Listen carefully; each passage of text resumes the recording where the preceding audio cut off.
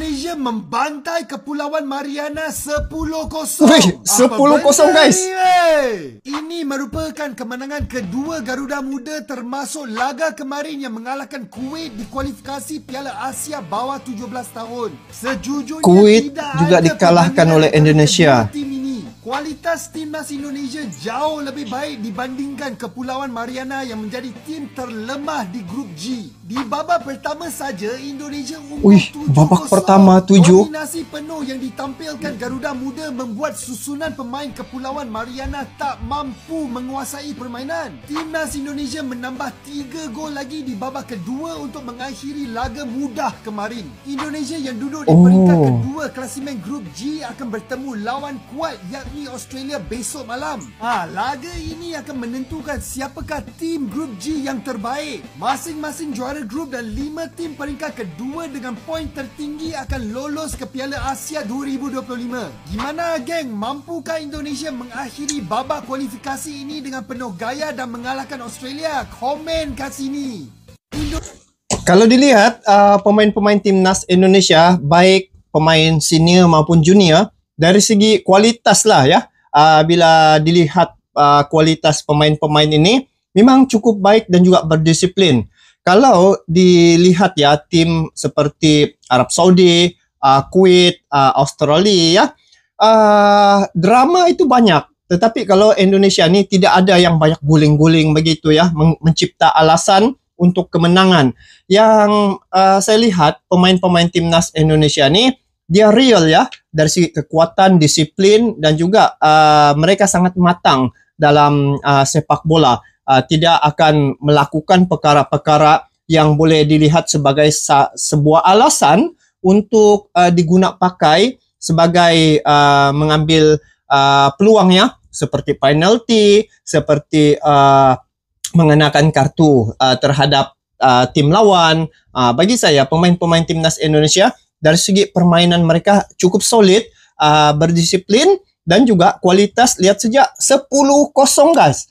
Indonesia telah memenangi perlawanan ya. Bermakna di sini dari segi penampilan timnas Indonesia bukan sekadar hanya pada angka, tetapi dari segi kualitas pemain-pemain yang begitu menarik, dan juga mereka dapat menunjukkan bahwa tim Indonesia nih walaupun di usia muda tetapi mereka bisa melakukan yang terbaik. Jadi pemain-pemain inilah yang akan mewarisi pemain-pemain senior di masa akan datang. Jadi bakat-bakat mereka inilah yang bakal akan diasah ya untuk persiapan dalam masa yang panjang. Karena Indonesia nih, dia dari segi sepak bola yang berlaku di Indonesia memang sudah diatur ya untuk jangka masa yang panjang, bukan sekadar hari ini.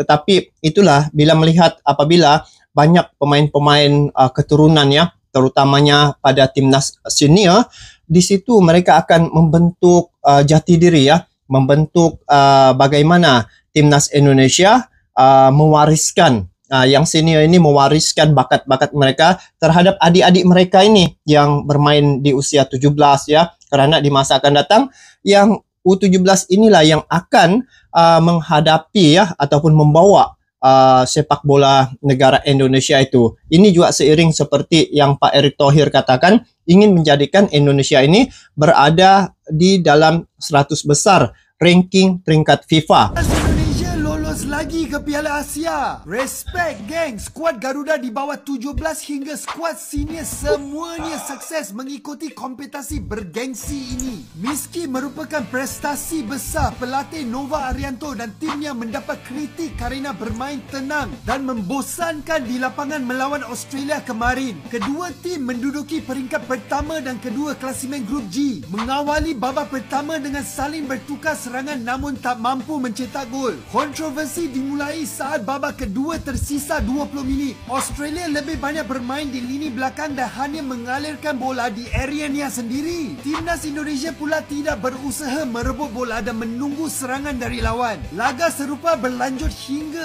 akhir pertandingan di mana Indonesia imbang dengan Australia tanpa gol. Usai pertandingan, Nova Arianto menjelaskan bahawa dirinya malu melihat apa yang terjadi di lapangan, namun harus tetap menggunakan taktik counter attack agar timnas bisa lolos ke Piala Asia. Bagi Abam tak perlu malu, sebaliknya kedua tim patut berbangga dengan hasil kemarin. Menyerang dan bertahan sama-sama merupakan taktik yang bisa digunakan, yakni lolos ke Piala Asia. Gimana geng, setuju dengan Abam? Komen kat sini.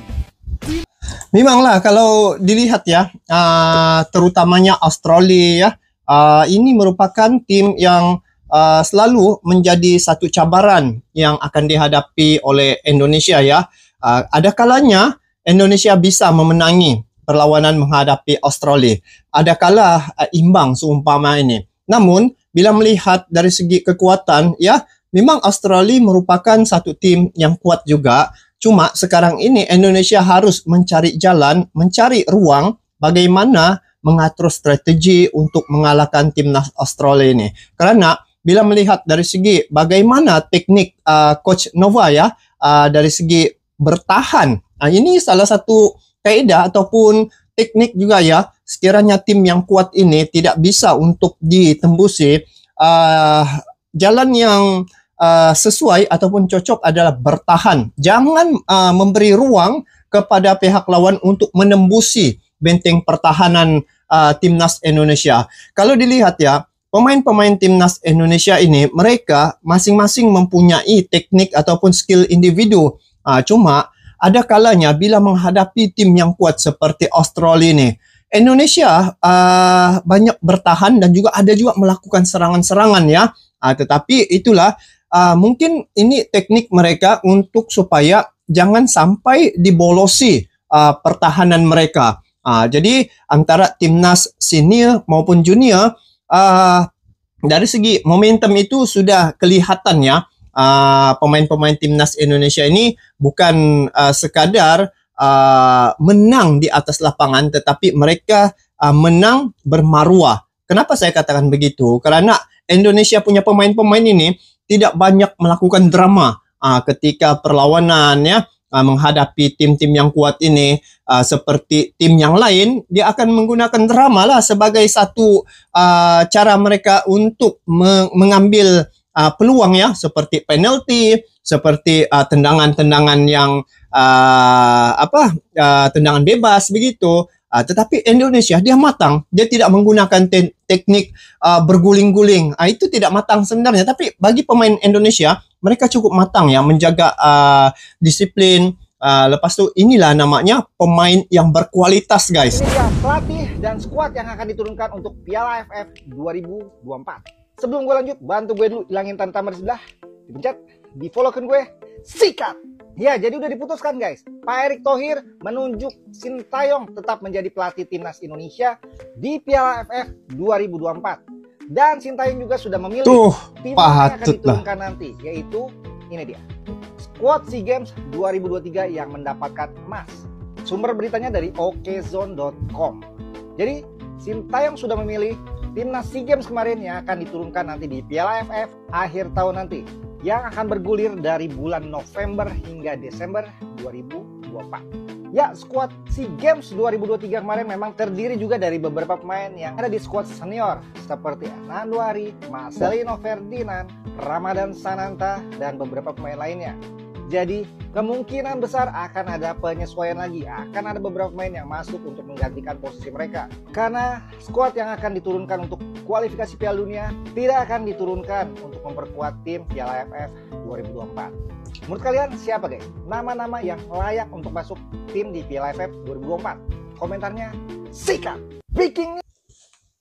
Kalau dilihat penampilan timnas Indonesia ya, sepanjang laga yang mereka tempuhi di Piala AFF untuk musim kali ini ya, Coach Nova memang berperan penting ya, dan dia telah memberi yang terbaik, pemain-pemain yang terbaik untuk menghadapi tim-tim lawan, dan telah terbukti ada memenangi ya, ada beberapa seri perlawanan yang telah dimenangi oleh Indonesia. Ada yang dengan kedudukan draw ya, imbang, dan Indonesia dia dari segi pemain-pemain sebenarnya untuk Piala AFF ini biasanya yang diturunkan adalah pemain yang nomor 2 ya, ataupun kasta kedua daripada timnas senior. Dan apa yang saya lihat, pemain-pemain ini yang walaupun berusia 17 tahun tetapi dari segi kematangan mereka ya, membawa bola, passing ya, mereka dapat mencari ruang dan juga peluang untuk meraih ataupun mencetak gol. Dan untuk laga yang mereka tempuhi sepanjang perlawanan ini, Timnas Indonesia U17 ini telah melakukan yang terbaik, dan bakat inilah yang sepatutnya diasah ya, diasuh dan juga dijaga, kerana mereka ini akan mewarisi timnas senior di masa akan datang. Bayangkan guys, saat ini saja Indonesia sudah mencetak rekod ya, ataupun mencipta sejarah untuk timnas seniornya, yang mana Indonesia satu-satunya yang ada di ASEAN ini yang lolos ke putaran ketiga untuk kualifikasi Piala Dunia 2026. Dan untuk timnas junior ini,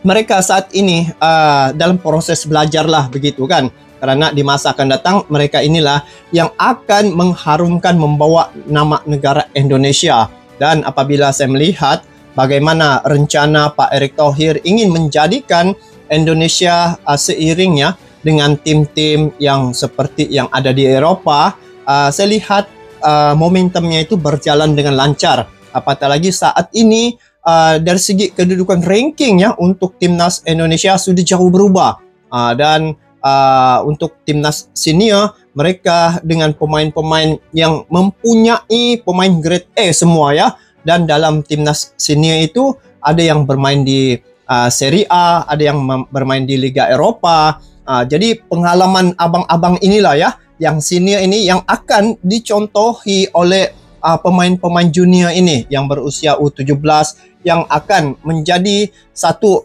role model mereka ya. Dan lihat pada penampilan mereka memang cukup solid, dan juga bakal akan menjadi satu sejarah untuk Indonesia, karena sehingga hari ini ya, sejak Pak Erick Thohir menjabat sebagai Ketua Umum untuk Federasi Sepak Bola di Indonesia, banyak perkara yang telah berlaku ya. Lagi-lagi dari segi fasilitas untuk pemain-pemain bola ini, training center sudah dibina di Kalimantan, lepas tu hubungan baik dengan FIFA sehingga ada kantor FIFA di Jakarta ya. Dan hubungan baik Pak Erick Thohir bersama dengan Presiden FIFA juga turut memberi dampak yang baik terhadap perkembangan sepak bola di Indonesia.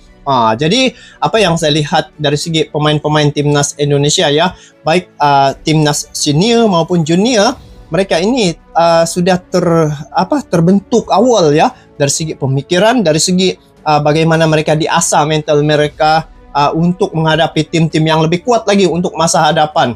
Dan sehingga hari ini ya, timnas Indonesia adalah tim yang kalau di Asia Tenggara ini menjadi sorotan, menjadi perbualan publik, dan mereka telah membuktikan ya, persepak bolaan di Indonesia itu memang cukup baik perjalanannya, cukup baik dia punya reputasi, dan juga mereka telah mencipta sejarah, sejarah yang bagaimana satu-satunya yang ada di ASEAN ini yang telah lolos ke putaran yang ketiga ya, adalah timnas Indonesia untuk kualifikasi Piala Dunia 2026.